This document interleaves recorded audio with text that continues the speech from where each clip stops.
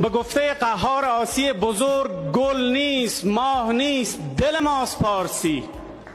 یادم از سخن نویسنده کرد موسی هنتر میآید که گفت اگر زبان مادری من بنیانهای حکومت تو را به لرزه در می آورد، احتمالاً این بدان معناست که حکومت خیش را بر زبان من، بر خاک من بنیان کرده ای.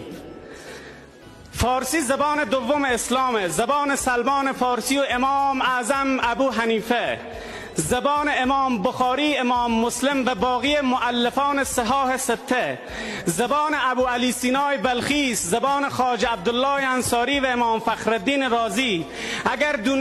اگر ادبیات دنیا توانست نام بلند فردوسی ره، نام حافظ و مولانا و سعدی ره، نام بیدل و خیام و جامی ره از یاد ببره، اگر تاریخ بشریت توانست نام کوروش و رستم دستان، نام آرش کمانگیر و ابو مسلم خراسان را فراموش بکنه، شما هم بر خیال باطل خیش بمانین. جناب رئیس، اگر شما هم به عنوان رئیس قوه مقننه و به عنوان یک فارسی زبان سکوت کردین، در این خیانت شریکین. باید کسانی که فارسی را خارجی خواندن محاکمه بشن.